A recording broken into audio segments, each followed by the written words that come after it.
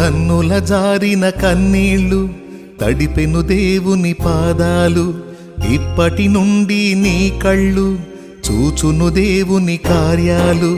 కన్నుల జారిన కన్నీళ్ళు తడిపెను దేవుని పాదాలు, ఇప్పటి నుండి నీ కళ్ళు చూచును దేవుని కార్యాలు.